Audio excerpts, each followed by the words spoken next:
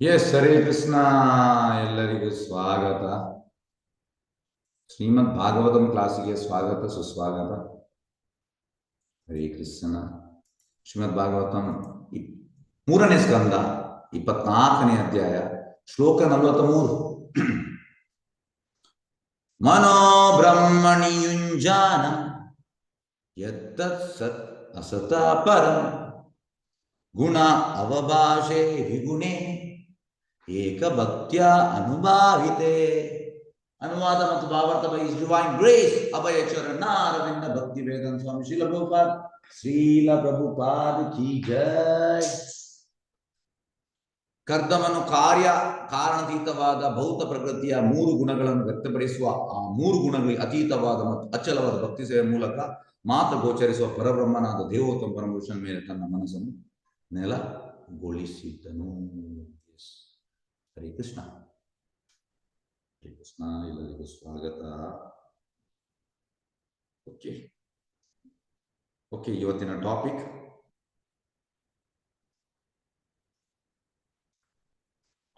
the devotee, the devotion and the Lord. ಭಕ್ತ, ಭಕ್ತಿ ಮತ್ತೆ ಭಗವಂತ. ಈಗ ಭಕ್ತನಿಗೆ ಭಕ್ತಿ ಮಾಡ್ಲಿಕ್ಕೆ ಅಲ್ಲಿ ಭಗವಂತ ಬೇಕು. ಭಕ್ತನಿಗೆ ಭಕ್ತಿ ಮಾಡ್ಲಿಕ್ಕೆ ಭಗವಂತ ಬೇಕು. ಅದು ಕೂಡ ಎಂತ ಸಾಕಾರ ರೂಪ. ಭಗವಂತನಿಗೆ ರೂಪ ಉಂಟು, ಸಾಕಾರ ರೂಪ. ಈಗ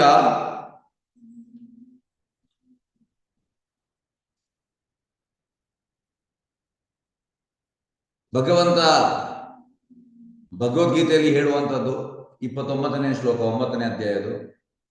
ಸಮೋಹಂ ಸರ್ವಭೂತೇಷು ನಮೇ ದ್ವೇಷೋ ಅಸ್ತಿ ನಾ ಪ್ರಿಯ ಯೇ ಭಜಂತಿ ತೂ ಮಾಂ ಭಕ್ತ್ಯ ಮಯಿ ತೇ ತೇಷು ಚಾಪಿ ಅಹಂ.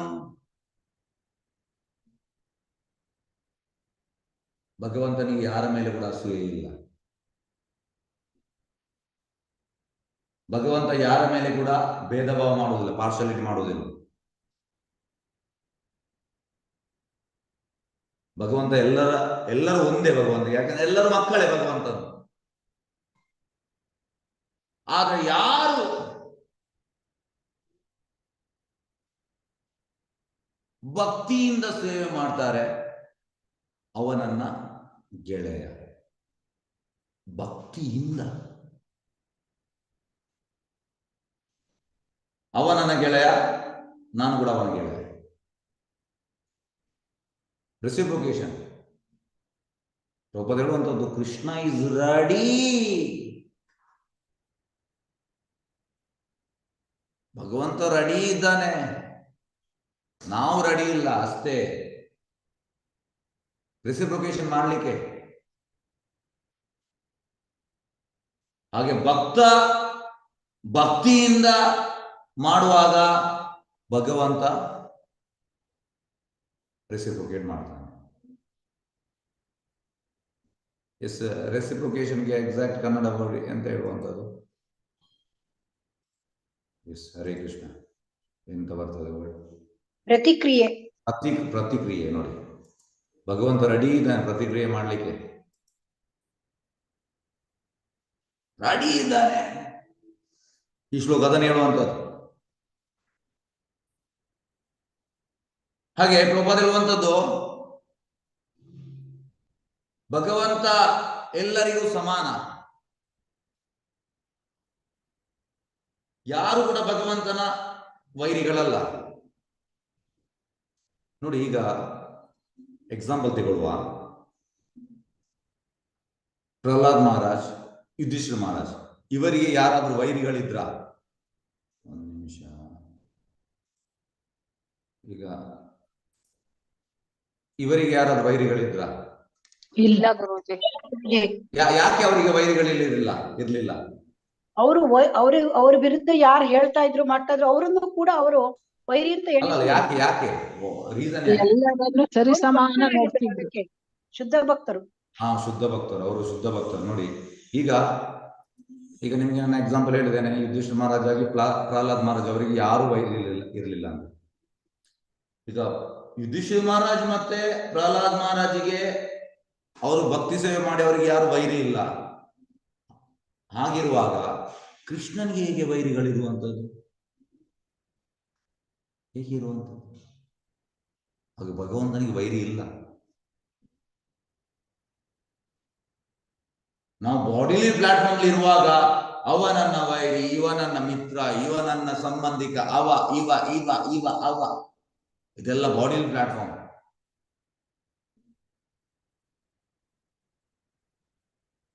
ನಮ್ಮ ಮನಸ್ಸೇ ನಮ್ಮ ವೈರಿ, ಮನಸ್ಸೇ ನಮ್ಮ ವೈರಿ.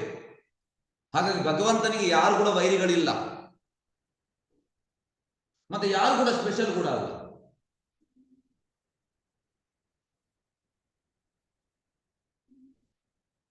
ಈಗ ಹೇಗೆಂದ್ರೆ ನಮ್ಮ ಪ್ರಧಾನಮಂತ್ರಿ, ಈಗ 140 ಕೋಟಿ ಪಾಪ್ಯುಲೇಷನ್ ಉಂಟು, ಅವರಿಗೆ ಯಾರು ಕೂಡ ಎನಿಮಿ ಇಲ್ಲ, ಅಂದ್ರೆ ಯಾರನ್ನು ಅವರು ದ್ವೇಷಿಸುವುದಿಲ್ಲ, ಎಲ್ಲರನ್ನು ಒಂದೇ ರೀತಿ ನೋಡುವಂಥದ್ದು.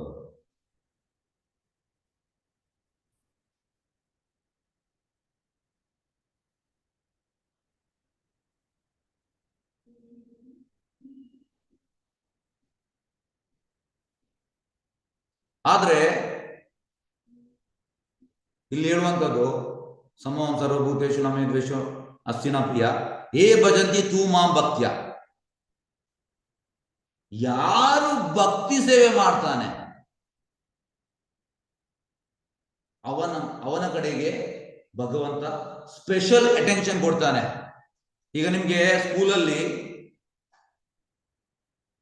ಈಗ ಯಾರಾದ್ರೂ ಟೀಚರ್ ಇಲ್ಲಿ ಇದ್ರೆ ನಿಮ್ಗೆ ಅರ್ಥ ಆಗ್ಬೋದು. ಈಗ ಸ್ಕೂಲಲ್ಲಿ ಈ ಕ್ಲಾಸಲ್ಲಿ ಸಪೋಸ್ ಈಗ 60 ಸ್ಟೂಡೆಂಟ್ಸ್ ಇದ್ದಾರೆ, ಅದರಲ್ಲಿ 10 ಸ್ಟೂಡೆಂಟ್ಸ್ ತುಂಬಾ ಬ್ರೈಟ್ ಇರ್ತಾರೆ, ಎದುರು ಕೂತ್ಕೊಳ್ತಾರೆ, ಓದಿ ಬರ್ತಾರೆ, ಹೋಮ್ವರ್ಕ್ ಮಾಡಿ ಬರ್ತಾರೆ, ಕೇಳಿದೆಲ್ಲ ಟೀಚರ್ ಹೇಳಿದಾಗೆ ಮಾಡ್ತಾರೆ. They are known as good students. ಈಗ ಈ good students all of sudden, ಈಗ ಮೊನ್ನೆ ಸ್ಯಾಟರ್ಡೆ ಮಧ್ಯಾಹ್ನ ರಜೆ 12ವರೆಗೆ ಬಿಡ್ತದೆ. ಈಗ ಆ 10 ಗುಡ್ ಸ್ಟೂಡೆಂಟ್ಸ್ ಅವ್ರು ಹೇಳುವಂಥದ್ದು, ಟೀಚರ್ ನಮಗೆ 10 ಜನಕ್ಕೆ ಮಧ್ಯಾಹ್ನ ಊಟ ಆದ್ಮೇಲೆ 1:15 ನಂತರ 1 ಗಂಟೆ ಸ್ಪೆಷಲ್ ಕ್ಲಾಸ್ ಮಾಡ್ತೀರಾ. ಈಗ ಟೀಚರ್ ಅಗ್ರಿ ಆಗ್ತಾರಾ ಇಲ್ವಾ? ಎಸ್, ಯಾರು ಹೇಳ್ತೀರಿ? ಹರೇ ಕೃಷ್ಣ. ಈಗ ಟೀಚರ್ ಯಾಕೆ ಅಗ್ರಿ ಆಗ್ತಾರೆ?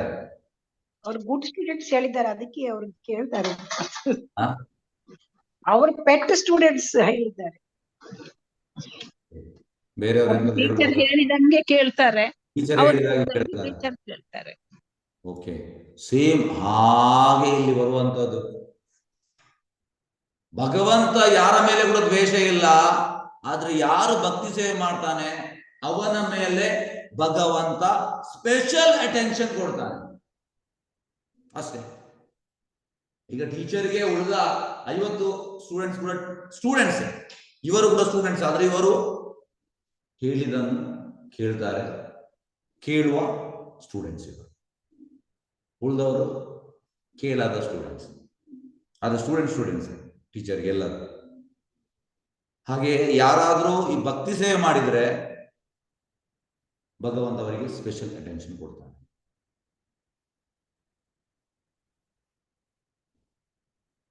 ಹಾಗಾಗಿ ಪ್ರಭುಪಾದ ಹೇಳುವಂಥದ್ದು, ಅವ ನನ್ನ ಸೇವೆಯಲ್ಲಿ ನಿರತನಾಗಿದ್ದಾನೆ, ನಾನು ಅವನ ಸೇವೆಯಲ್ಲಿ ನಿರತನಾಗ್ತೇನೆ.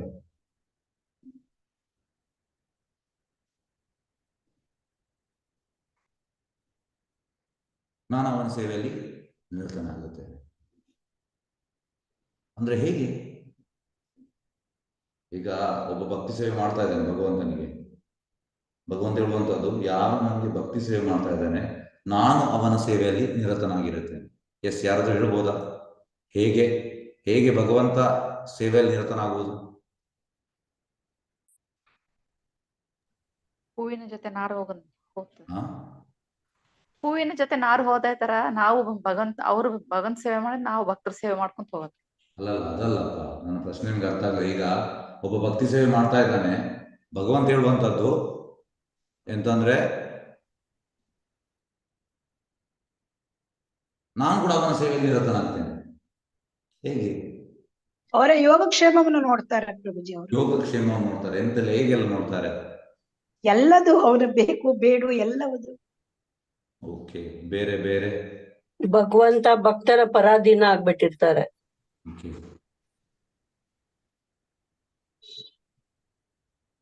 ಭಗವಂತನನ್ನು ತೃಪ್ತಿಪಡಿಸಲು ಭಕ್ತ ನೋಡ್ತಾನೆ, ಭಕ್ತನನ್ನು ತೃಪ್ತಿಪಡಿಸಲು ಭಗವಂತ ನೋಡ್ತಾನೆ. ನಂಬಿದ ಓಕೆ ಓಕೆ. ಈಗ ಇದಕ್ಕೆ ಪ್ರಭುಪಾದ ಹೇಳುವಂಥದ್ದು ಬಲ್ದೇವ್ ವಿದ್ಯಾಭೂಷಣ್ ಅವರು ಇದಕ್ಕೆ ಒಂದು ಹೇಳಿದ್ದಾರೆ ಅಂತ, ಭಗವಾನ್ ಭಕ್ತ ಭಕ್ತಿಮಾನ್ ಅಂದ್ರೆ ನಾವೀಗ ಭಗವಂತನ ಸೇವೆಗೆ ಡಿವೋಟ್ ಆದ್ರೆ ಭಗವಂತ ನಮ್ಮ ಸೇವೆಗೆ ಡಿವೋಟ್ ಆಗ್ತಾನೆ.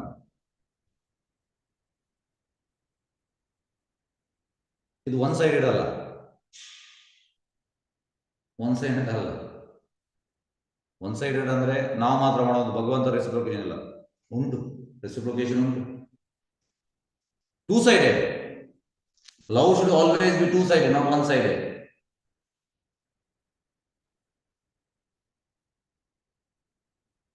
ಲವ್ ಅಂದ್ರೆ ಇಟ್ ಇಸ್ ಅ ರೆಸಿಪ್ರೊಕೇಶನ್. ಇದೊಂದು ಫೇಮಸ್ ಎಕ್ಸಾಂಪಲ್ ಹೇಳ್ತೇನೆ ಪ್ರಭುಪಾದಿಯದು. ಎಸ್, ಒಬ್ಬ ತುಂಬಾ ಸತಿ ಹೇಳಿದ್ದಾನೆ, ಇದಕ್ಕೆ ಸೂಕ್ತ ಆಗ್ತದೆ ಅದಕ್ಕೆ ಹೇಳ್ತಾ ಇದ್ದೇನೆ. ಒಬ್ಬ ಸರ್ಕಾರಿ ಹುದ್ದೆಯಲ್ಲಿ ಇದ್ದಾನೆ, 25 ವರ್ಷ ಆಗುವವನಿಗೆ ಹುದ್ದೆ ಸಿಕ್ಕಿದೆ.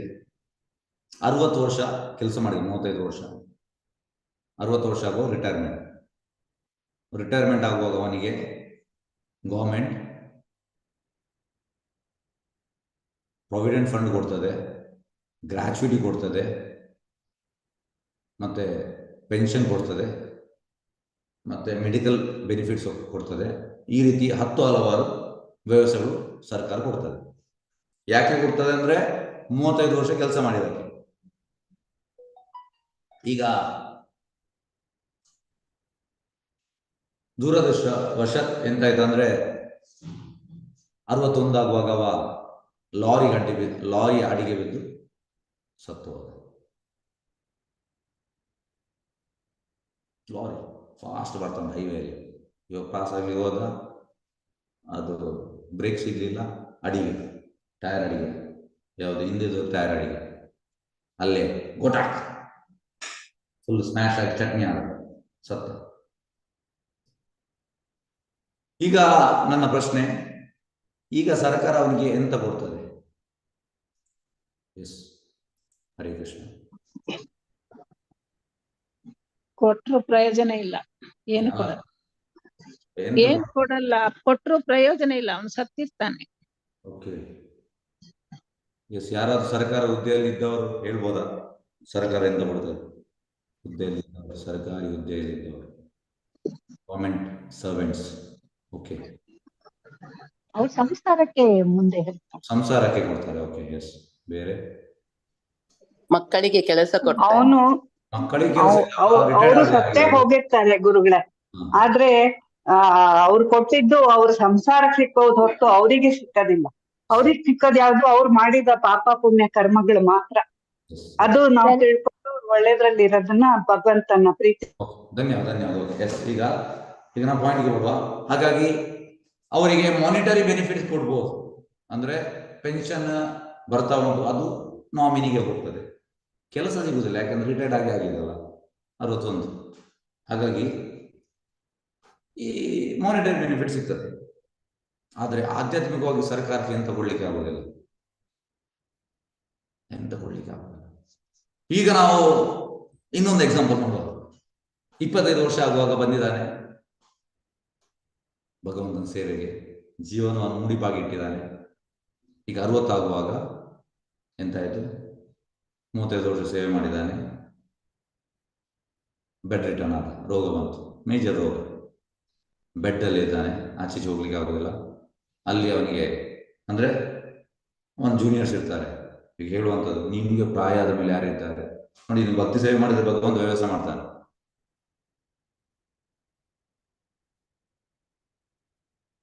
ತುಂಬಾ ಜಾಸ್ತಿ ವ್ಯವಸ್ಥೆ ಮಾಡ್ತಾನೆ.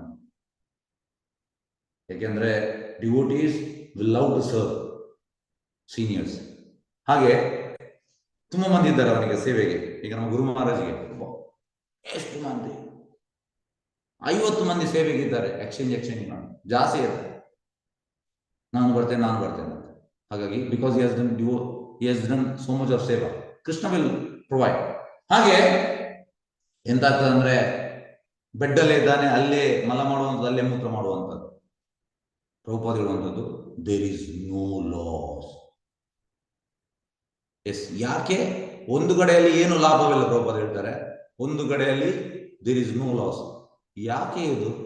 ಎಂತ ಇದು ಪ್ರಭುಪಾದ ಎಂತ ಹೇಳ್ತಿದ್ದಾರೆ? ಎಸ್, ಅನ್ಮ್ಯೂಟ್ ಮಾಡಿದ್ದೇನೆ, ಹೇಳ್ಬೋದು ಯಾರಿಗಾದ್ರು.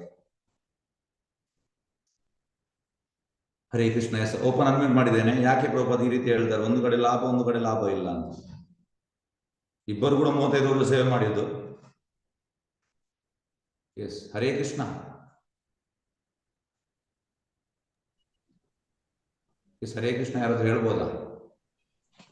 ಭಕ್ತನಿಗೆ ಆಧ್ಯಾತ್ಮಿಕ ಬೆನಿಫಿಟ್ ಸಿಗ್ತದೆ, ಭಕ್ತಿ ಮಲ್ಲದವನಿಗೆ ಸಿಗುದಿಲ್ಲ.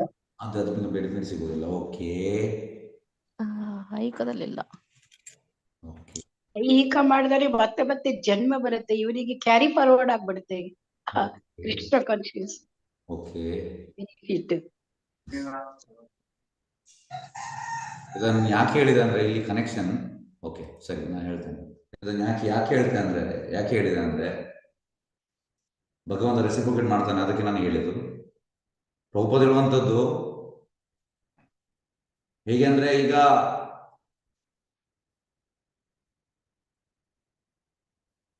ಹುಡುಗಿ ಕಡೆಯವರು ಹುಡುಗನ ಕಡೆಗೆ ಹೋಗ್ತಾರೆ, ಯಾವುದು ಈ ಸಂಬಂಧ.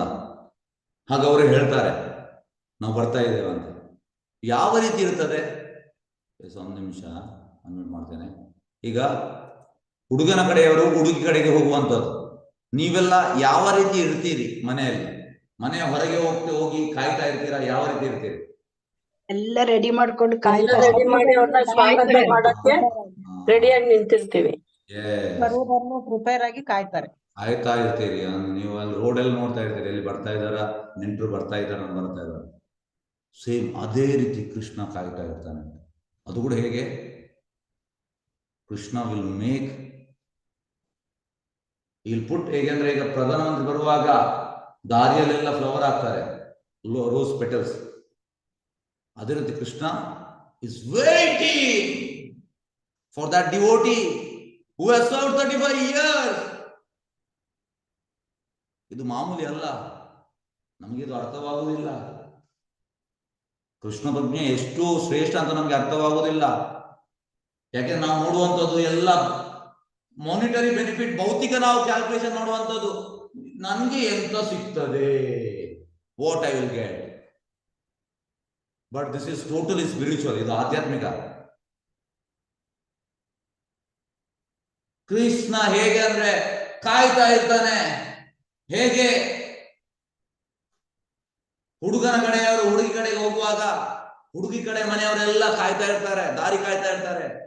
ಬಂದ್ರ ಹುಡುಗನ ಕಡೆಯವರು ಬಂದ್ರ. ಅದೇ ರೀತಿ ಕೃಷ್ಣ ಕೂಡ ಕಾಯ್ತಾ ಇರ್ತಾನೆ. Is so happy, is so anxious. ಹಾಗೆ Krishna is ready to serve. ಆದ್ರೆ ಫಸ್ಟ್ ಯು ಶುಡ್ ಸರ್ವ್.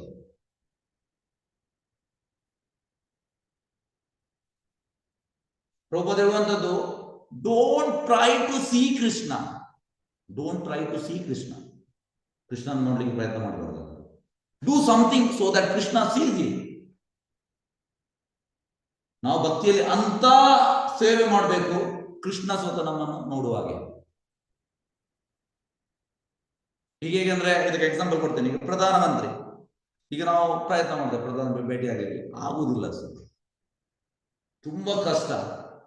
ಈಗ ನೀವು ಯಾವ್ದಾದ್ರು ಒಳ್ಳೆ ಒಂದು ಕಾರ್ಯ ಮಾಡಿದ್ರೆ, ಅದು ಹೈಲೈಟ್ ಆದ್ರೆ, ಅದು ಆ ಲೆಟರ್ ಹೋಗಿ ಪ್ರಧಾನಮಂತ್ರಿಯ ಚೇಂಬರಿಗೆ ಹೋಗ್ತದೆ. ಅವ್ರು ನೋಡ್ತಾರೆ, ಕ್ಯಾ ಹೈ, मुझे उसके पास जाना है, तुरंत जाना है, इमीडिएटली जाना है मुझे. ಹಾಗಾಗಿ ನೀವು ಪ್ರಯತ್ನ ಮಾಡ್ತೀರಿ ನೋಡ್ಲಿಕ್ಕೆ ಪ್ರಧಾನಮಂತ್ರಿಯನ್ನು, ಆಗುವುದಿಲ್ಲ. ಆದ್ರೆ ನೀವು ಅಂತ ಒಂದು ಸಾಧನೆ ಮಾಡಿದರೆ ಆ ನ್ಯೂಸ್ ಅವರಿಗೆ ಹೋದ್ರೆ ಪ್ರಧಾನಮಂತ್ರಿ ಖುದ್ದು ನಿಮ್ಮಲ್ಲಿಗೆ ಬರ್ತಾರೆ. ಈಗ ನೀವು ಪ್ರಧಾನಮಂತ್ರಿ ಹತ್ರ ಹೋಗುವಂಥದ್ದು ಕಷ್ಟವಾ? ಅಲ್ಲ, ಪ್ರಧಾನಮಂತ್ರಿ ನಿಮ್ಮಲ್ಲಿ ಬರುವಂಥದ್ದು ಕಷ್ಟ. ಅವ್ರಿಗೇನಿಲ್ಲ, ಮನಸ್ಸು ಬಂದಾಗ ನಿಮ್ಮ ಹತ್ರ ಬರ್ಬೋದು. ಅದೇ ರೀತಿ ಭಕ್ತಿ ಸೇವೆ ಮಾಡಿದ್ರೆ ಇಂಥದ್ದೆಲ್ಲ ಲಾಭ ಉಂಟು.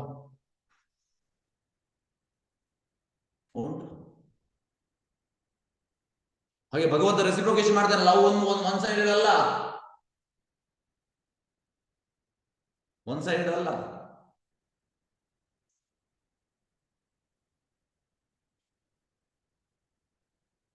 ಆಕ್ಚುಲಿ ಪ್ರಭುಪಾದ ಹೇಳುವಂಥದ್ದು, God is great, is so great. ಆದ್ರೆ ಯು ವಿಲ್ ಬಿಕಮ್ ಎಂತ? You will become servant of the devotee. You will become, ಅಂದ್ರೆ it takes pleasure in that way.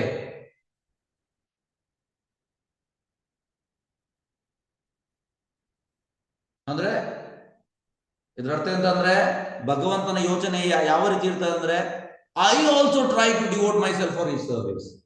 ನಾನು ಕೂಡ ಅವನಿಗೆ ನಮಗೆ ಸೇವೆ ಮಾಡ್ತಾ ಇದ್ದಾನೆ, ನಾನು ಕೂಡ ಮಾಡ್ತೇನೆ, ನಾನು ಕೂಡ ಮಾಡ್ತೇನೆ.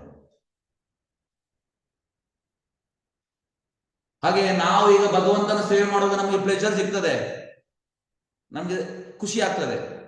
ಅದೇ ರೀತಿ ಭಗವಂತ ಕೂಡ it takes pleasure in serving devotees. ಇದಕ್ಕೆ ಹೇಳುವಂಥದ್ದು ರೆಸಿಪ್ರೊಕೇಶನ್, ಪ್ರತಿಕ್ರಿಯೆ.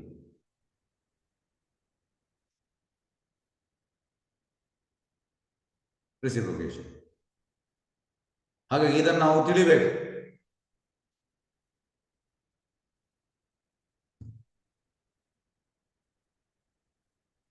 ಈಗ ಇಲ್ಲಿ ಹೇಳುವಂಥದ್ದು ಈ 43ನೇ ಶ್ಲೋಕದಲ್ಲಿ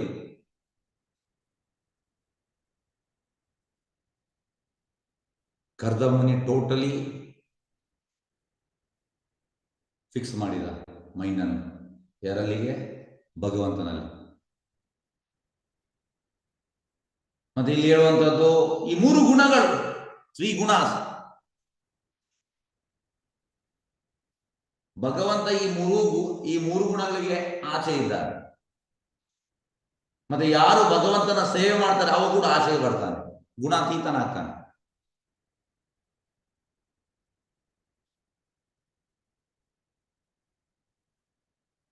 ಹಾಗಾಗಿ ಭಗವಂತನನ್ನು ಪಡಿಲಿಕ್ಕೆ ಆಗುವಂಥದ್ದು ಭಕ್ತಿ ಸೇವೆಯಿಂದ ಮಾತ್ರ.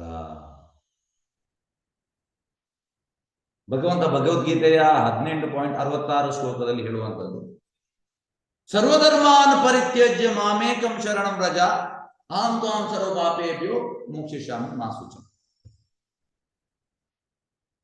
ಇನ್ನ ಸೋಕಾಲ್ಡ್ ಎಲ್ಲ ಧರ್ಮವನ್ನು ಬದಿಗಿಡು, ನನಗೆ ಅದು ಉಂಟು, ಇದು ಉಂಟು, ಇದು ಉಂಟು. ಭಗವಂತನಿಗೆ ಯಾವುದು ಕೂಡ ಬೇಡ, ನಿಂದ ಅದು ಇದು ಇದು ಎಲ್ಲ ಬದಿಗಿಡ್ಬೇಕಂತೆ.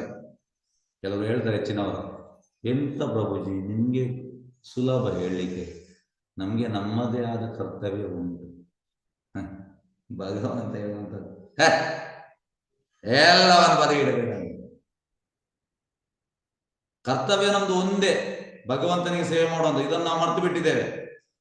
ಹಾಗಾಗಿ ನಮ್ಗೆ ಬೇರೆ ಕರ್ತವ್ಯಗಳೆಲ್ಲ ಹೀಗೆ ಕಾಣ್ತದೆ. ನಮ್ಗೆ ನನಗೆ ಅದು ಉಂಟಲ್ಲಪ್ಪ, ನಿಮ್ಗೇನು, ನಿಮ್ಗೆ ಹೇಳ್ಬೋದು, ನಮ್ಗೆ ನಮ್ದೇ ಜವಾಬ್ದಾರಿ ಉಂಟಲ್ಲ, ಈ ರೀತಿಯಲ್ಲಿ ನಾವು ಹೇಳ್ಬೋದು.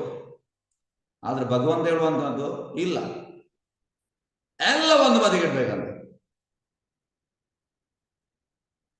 ಎಲ್ಲವನ್ನು.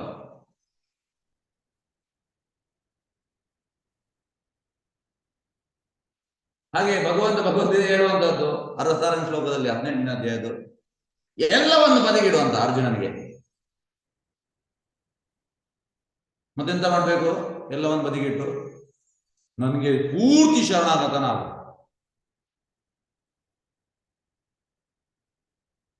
ಮತ್ತೆ ಆ ಶರಣಾಗತಿ ನಿನ್ನ ಎಲ್ಲ ಸಿಂಪಲ್ ರಿಯಾಕ್ಷನ್ ಇಂದ ಸೇವ್ ಮಾಡ್ತದೆ ನಿನ್ನ. ಇದು ಭಗವಂತ ಪ್ರಾಮಿಸ್ ಮಾಡುವಂತ. ನೋಡಿ, ಪ್ರಭುಪಾದರಿರುವಂಥದ್ದು ನಾವು ಪ್ರಾಮಿಸ್ ಮಾಡ್ತೇವೆ, ಆದ್ರೆ ನಮಗೆ ಮಾಡ್ಲಿಕ್ಕೆ ಆಗುವುದಿಲ್ಲ. ಭಗವಂತ ಹಾಗೆ ಅಲ್ಲ. If he says he does.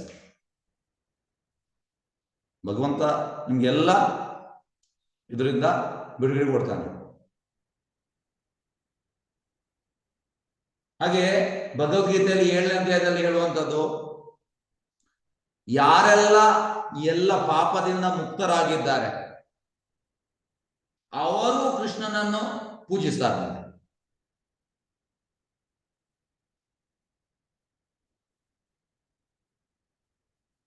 ಹಾಗಾಗಿ ಈಗ ನಮಗೊಂದು ಪ್ರಶ್ನೆ ಬರ್ಬೋದು, ಹಾಗಾದ್ರೆ ನಾನು ಎಲ್ಲ ಪಾಪದಿಂದ ಮುಕ್ತನಾಗಲಿಲ್ಲ ಏನು? ಈ ರೀತಿ ಬರ್ಬೋದು ನಮಗೆ ವಿಚಾರ. ಹಾಗಾಗಿ ನನಗೆ ಸರೆಂಡರ್ ಆಗಲಿಕ್ಕೆ ಆಗುದಿಲ್ಲ.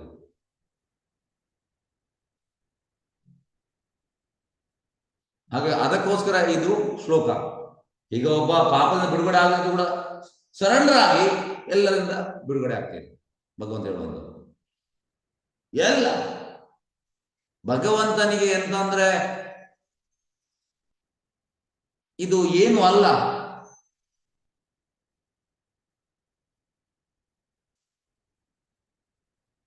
ಅಂದ್ರೆ ನಮ್ಮ ಪಾಪಗಳು, ನಮ್ಮ ಪಾಪಗಳನ್ನು ಫ್ರೀ ಮಾಡುವಂಥದ್ದು ಅವನಿಗೆ ಏನು ಅಲ್ಲ. ಅವನಿಗೆ ಒನ್ ಶಾಟ್ ಅಲ್ಲಿ ಅವನಿಗೆ ಮಾಡ್ಬೋದು.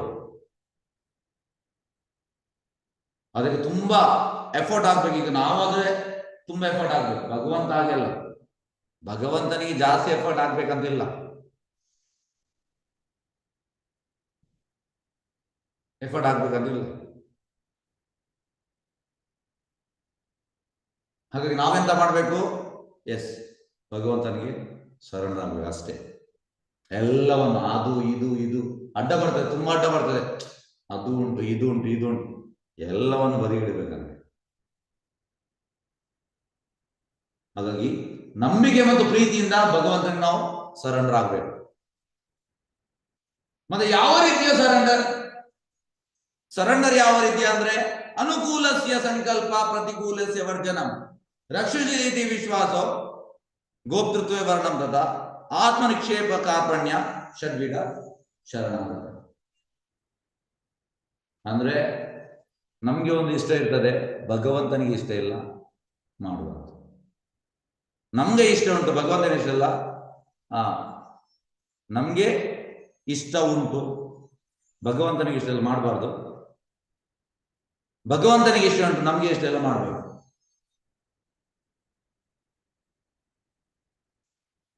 ಮತ್ತೆ ಎಂತ, ಭಗವಂತ ನಮ್ಮನ್ನು ರಕ್ಷಣೆ ಮಾಡ್ತಾನಂತ ಸ್ಟ್ರಾಂಗ್ ಕನ್ವಿಕ್ಷನ್ ಬೇಕಂತ. ಮತ್ತೆ ಭಗವಂತನ ನಮ್ಮ ಗಾರ್ಡಿಯನ್ ಆಗಿ ನೋಡ್ಬೇಕು.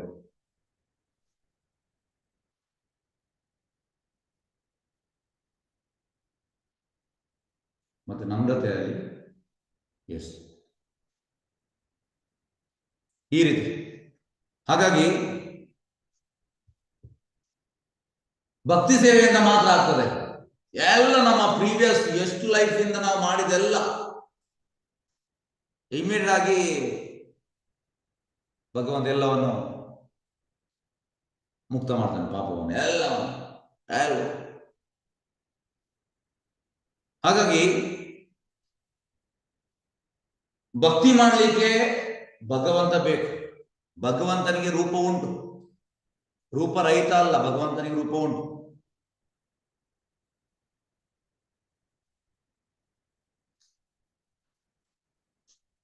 ಹಾಗಾಗಿ ಇಲ್ಲಿ ಹೇಳುವಂಥದ್ದು, ಕರ್ದಮುನಿ ಎಂತ ಮಾಡ್ತಾ ಇದ್ದಾನೆ? ಆ ಭಗವಾನ್ ಸಾಕ್ಷಾತ್ಕಾರಕ್ಕೆ ಹೋಗ್ತಾ ಇದ್ದಾನೆ.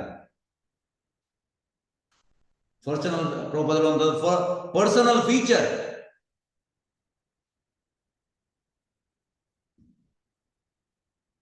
ಹಾಗಾಗಿ ಈ ನಿರಾಕಾರವಾದಿಗಳು, ಮಾಯಾವಾದಿಗಳು ಭಕ್ತಿಗೆ ಯಾಕೆ ಬರುವುದಿಲ್ಲ ಅಂದ್ರೆ, ಇವ್ರು ಭಕ್ತಿ ಪಂಥದವರು ದೇವರಿಗೆ ರೂಪ ಉಂಟಂತ ಹೇಳ್ತಾರೆ.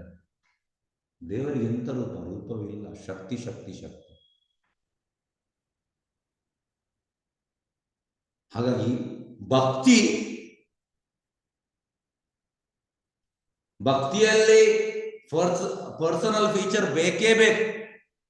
ಇಲ್ಲದ್ರೆ ಭಕ್ತಿ ಹೇಗೆ ನಮಗೆ ಅರ್ಥ ಆಗುವಂಥದ್ದು, ಪರಿಪೂರ್ಣ ಸತ್ಯ ಹೇಗೆ ಅರ್ಥ ಆಗುವಂಥದ್ದು? ಅರ್ಥ ಆಗಲಿಕ್ಕೆ ಸಾಧ್ಯ ಇಲ್ಲ. ಭಕ್ತಿ ಬಂಧದಲ್ಲಿ ಎಸ್, ಭಗವಂತ ಇದ್ದಾನೆ, ಭಗವಂತನಿಗೆ ಫಾರ್ಮ್ ಉಂಟು. ಮತ್ತೆ ಭಗವಂತ ಈ 3 ಗುಣಗಳಿಗೆ ಅತೀತ.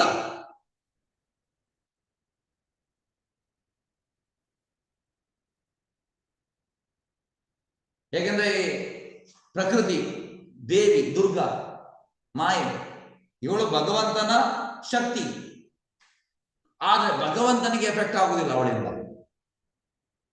ಆದ್ರೆ ಮಾಯಾವಾದಿಗಳು ಹೇಳುವಂತ ಅಂತಂದ್ರೆ ಕೃಷ್ಣ ಕೂಡ ಬಂದ, ಕೃಷ್ಣ ಕೂಡ ಈ 3 ಗುಣದಲ್ಲಿದ್ದಾನೆ. ಇಲ್ಲ. ಈಗ ನೋಡಿ, ಈ 14ನೇ ಅಧ್ಯಾಯದ 26ನೇ ಶ್ಲೋಕ ಹೇಳುವಂಥದ್ದು, ಮಾಂಸ ಅವ್ಯಾಭಿಚಾರೇಣ ಭಕ್ತಿ ಯೋಗೇನ ಸೇವತೆ ಸಗುಣಾ ಸಮದಿತ್ತೇತಾನ್ ಬ್ರಹ್ಮ ಭೂಯಾಯ ಕಲ್ಪತೆ. ಅಂದ್ರೆ ಯಾರು ನನ್ನ ಭಕ್ತಿ ಸೇವೆ ಮಾಡ್ತಾರೆ ಅವ ಈ ಗುಣದಿಂದ ಆಚೆ ಗುಣಾತೀತನ.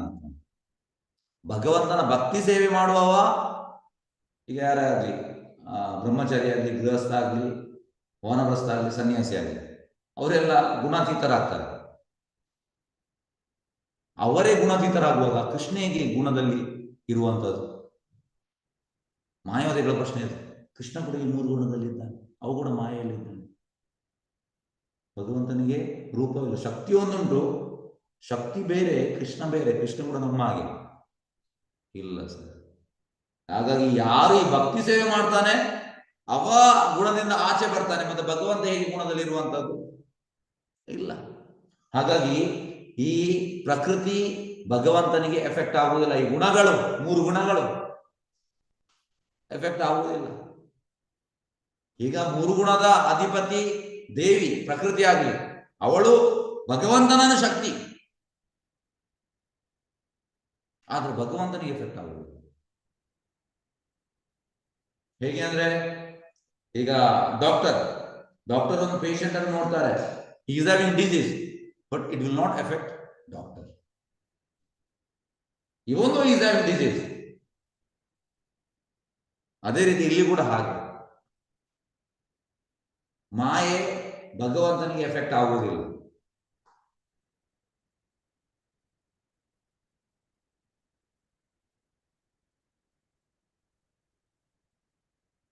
ಹಾಗಾಗಿ ಯಾರು ಭಕ್ತಿ ಮಾಡ್ತಾನೆ ಅವ ಮಾಯೆಯಿಂದ ಆಚೆ ಬರ್ತಾನೆ. ಭಕ್ತಿ ಮಾಡುವವ ಮಾಯೆಯಿಂದ ಆಚೆ ಬರ್ತಾನೆ. ಹರೇ ಕೃಷ್ಣ. ಓಕೆ, ಹರೇ ಕೃಷ್ಣ. ಎಲ್ಲ ಪ್ರಶ್ನೆ ಉಂಟಾ?